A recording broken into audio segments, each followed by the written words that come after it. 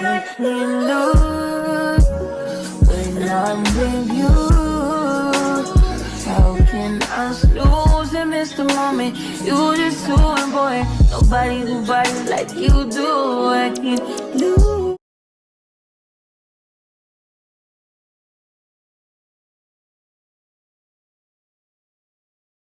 And realizing that it's a new relationship that needs to be started. Not a relationship with another man yet. It's a relationship with God. That's what I need to work on.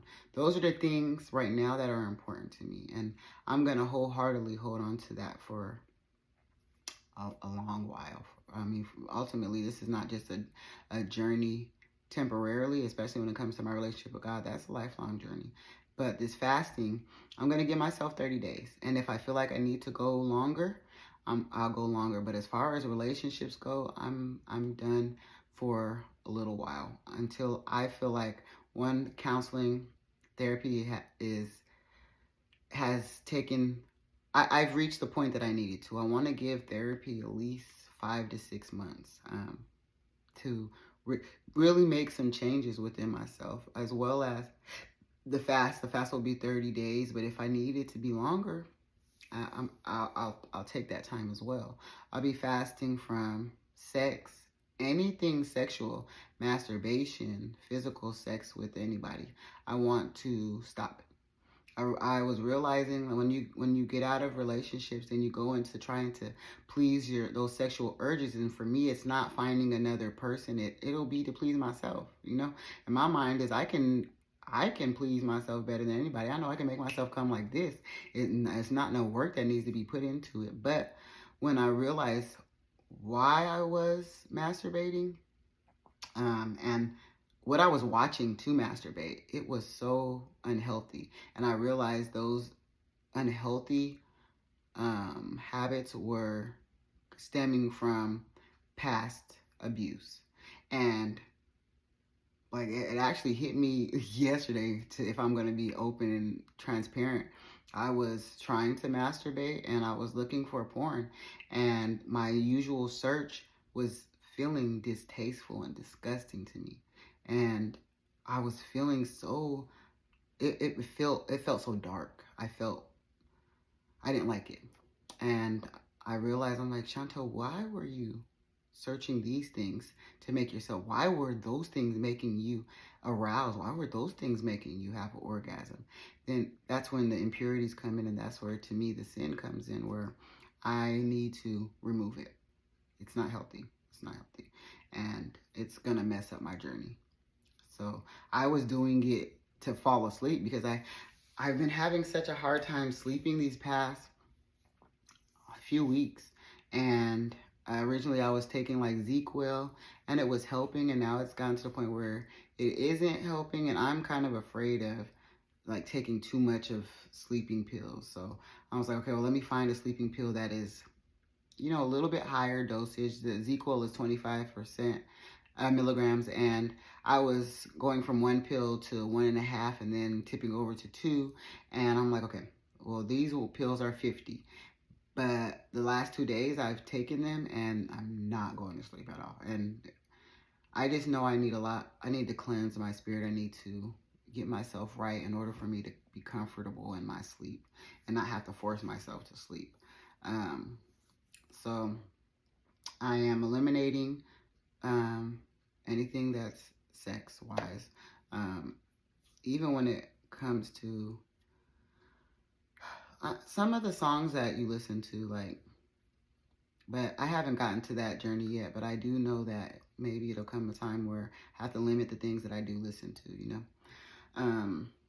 So there's that. I'm be fasting from, smoking. Be fasting from, hold on, let me see, because I know I have a lot of things. I'll be fasting from Facebook. Now, I love my Instagram. I love the positivity that I get from it. Like, Instagram is good with filtering the things that you like and not just presenting things that you don't like. And when you don't like them, it gives you the clear option to not do them. You don't see them again. Like, Instagram is pretty good with that. You know what I mean? And YouTube is as well. You only see what you want to see, you know. But Facebook, my Facebook feels so toxic. It feels so corrupt, and every time I get on there, I feel so unclear and so down and so depressed. So I've deactivated it for now, and I'm a deactivate it for 30 days. And after the 30 days, if I feel like I should go back, I will. But right now, I feel like that is one of the things that'll be longer, as will like me being celibate, and celibacy and all of that will be longer than 30 days. But we're gonna take it, you know, day by day. I was listening to some podcasts, and just realizing the effect that social media can have on you, especially if you allow it. And Facebook is one of those things for me where it's just not comfortable for me. It's not comfortable, and I always wonder why. And every time I get on there, it's just so negative. And I don't clearly understand why Facebook is like that for me. It may be that I have 5,000 friends on there, and a lot of them are from Colorado, and maybe it is that stigma that my city puts a cap on me. I feel like I can't be myself on there, and maybe that's what it is. Or maybe nobody accepts me, and I feel muffled. I feel like nobody's hearing me, you know? Maybe. I don't know, but I'm gonna be done with Facebook for now. I won't erase it because there's so many memories on there that I have. I have pictures of my son when he was younger. I have pictures of myself when I was bigger, going through different formations of myself.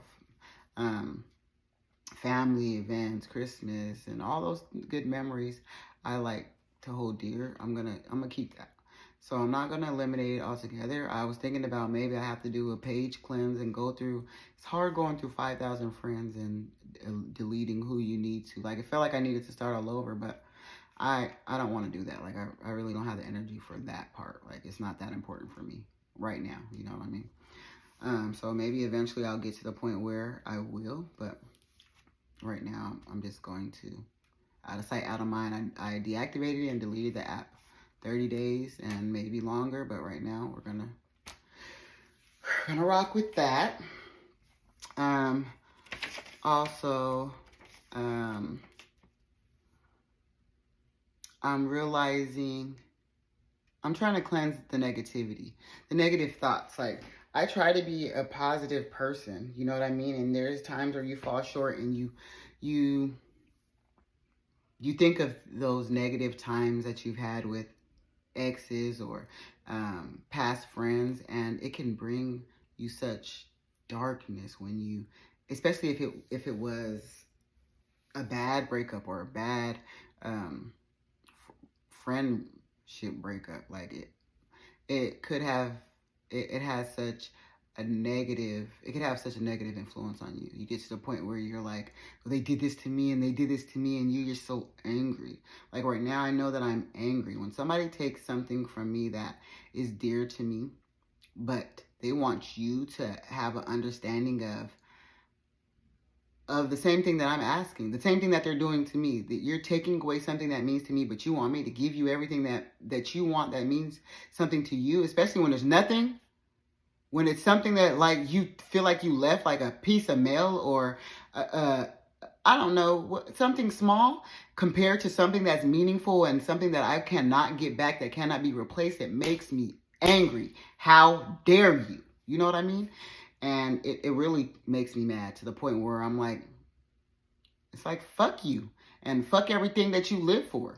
And I have that negativity, and I'm trying to cleanse that, because right now I am upset about that, especially with this breakup. And it's gotten to the point that there's no sadness that I'm not with the person anymore. It's a hatred that I'm developing, and I don't want that. Not that I want to be back with the person. I don't want that for me. I don't want that in my heart. And it gets to the point where you want to wish bad on people, and I don't. Like I said, I have visions, and there's things that God has shown me, and it's not for me to tell them the good or the bad or what may happen, but He's showing me to say, pray for them. And that's what I'm realizing, that You pray for your enemies. You pray for the ones that wronged you, because just like you're going through this journey, God has a journey for them as well. You know what I mean? There's something that they have to learn. There's something that they're going to go through, and pray for them and pray that they can get through it. Pray for them that they receive it, and pray for them when those hard times hit that they're strong enough to handle it. You know what I mean? Because they are going to come. So I am cleansing myself from thinking about the negativity. I'm blocking emails and blocking calls and blocking everything that's associated to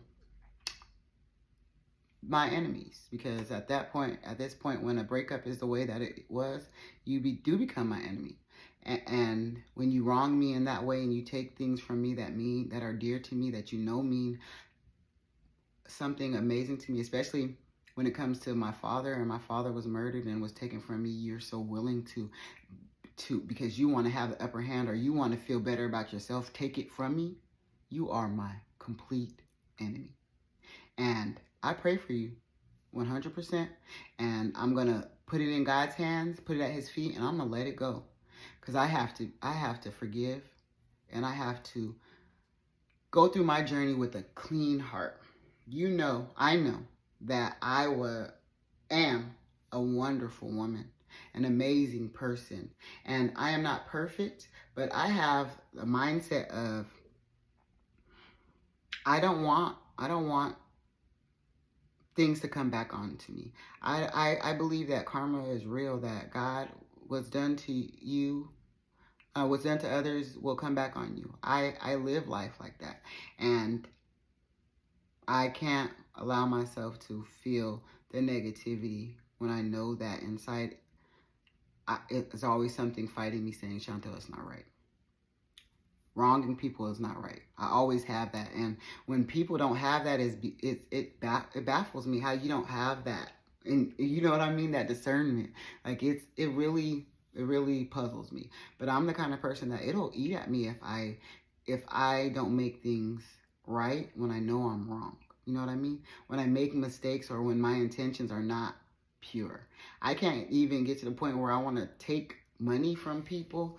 Like, I can't steal. I can't, because I'm afraid that it's going to happen to me. Like, I live life like that. And I think it's something that has always helped me be a good person, always helped me be a genuine person, always helped me be a loyal person, a trusting person, a faithful person.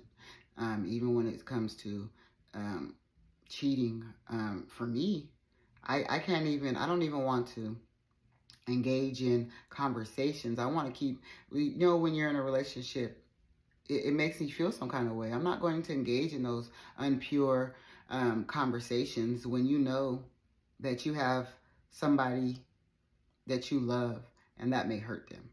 I'm not going to engage in the flirting. I'm not going to engage with the playful banter that people try to say to try to put a cap on not trying to feel like a cheater. They try to justify their wrongs, like, oh, it was just a joke. No, that's not how things work. And we're adults around here. So we're not going to do that. And I'm not going to accept it. I'm not going to accept it from nobody else, because I'm not that person. I don't engage in those conversations, especially in a relationship. I shut everything down. It has to be a healthy understanding, and I deserve that in return. So for me, I'm loyal. I'm loyal to people that are not loyal to me, and I always have been. So now this journey in my life is, I need to be loyal to God. I need to be loyal to God, and I need to be loyal to myself. That same energy that I give everybody else, it's time to give to me. It's time to give to my son. It's ultimately time to give to my God. And if that means removing people from my life, relationships, friendships, even family. Like, I am a strong believer when it comes to, you love your family, friends, loved ones from a distance. I love you, but I can't fuck with you, sis. I can't fuck with you, bro. Like, I'm a love you from a distance. I'm there if you need me, but I'm not going to be that accessible to you. You know what I mean? I have to remove myself. I can't be in I can't go through those journeys with you. I have my own journey I need to focus on, and that's where I'm at wholeheartedly. So right now I am fasting, fasting from unpure thoughts, fasting from sex, fasting from weed, fasting from unpure relationships. And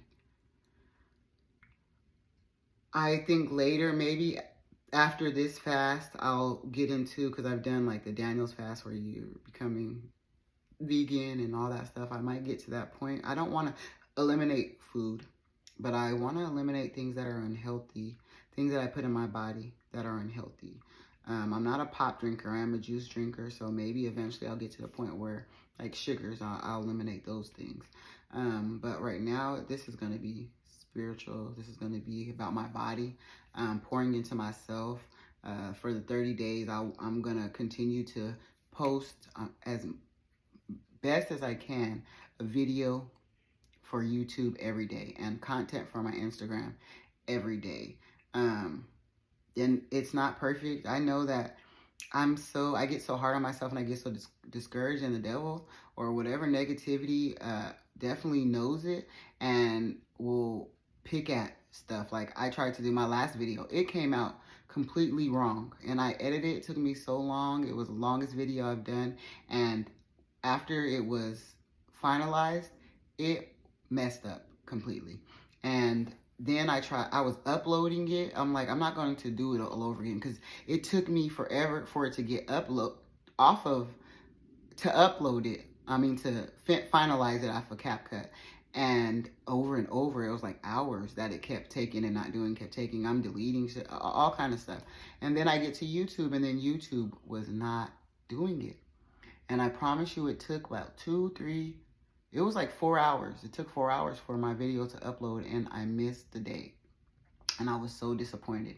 It ended up uploading 1 a.m. the next morning. And I was up waiting and so disappointed and so hurt. But I did it. And I'm not going to beat myself up. There's some things that are out of my control.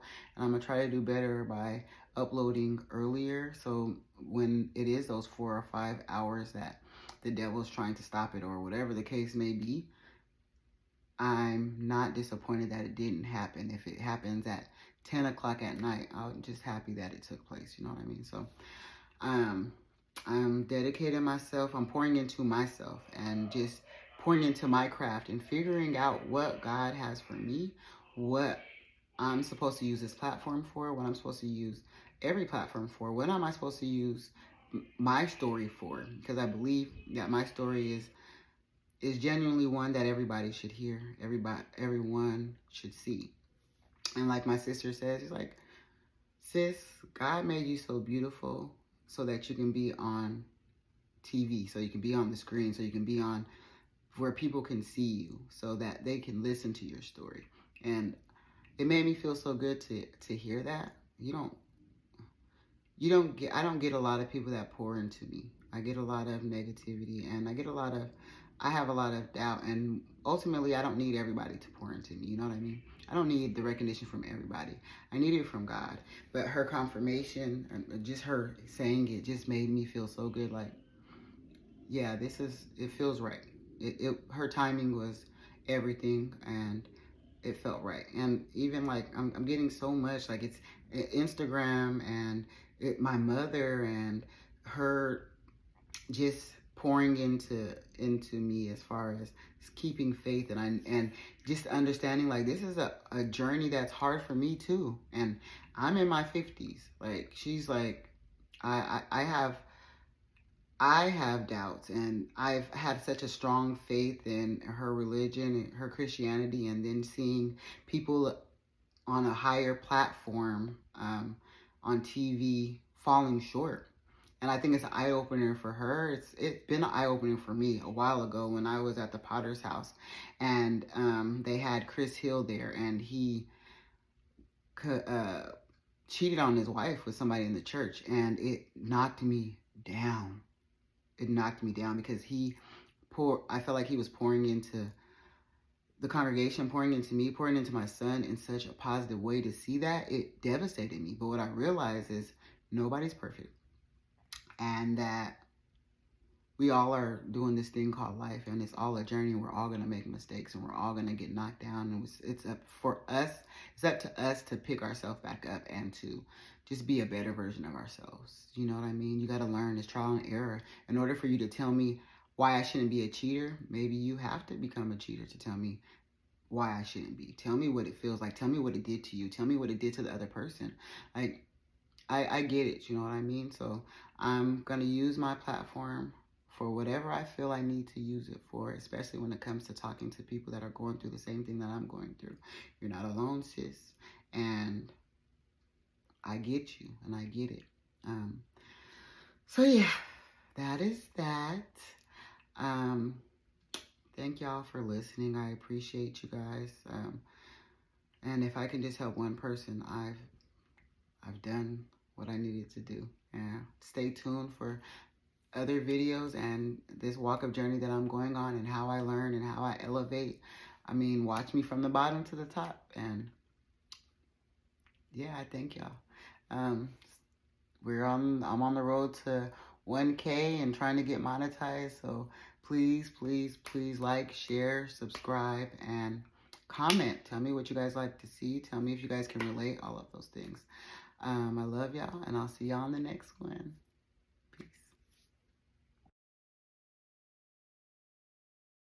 Boy, nobody who bodies like you do. I can't lose.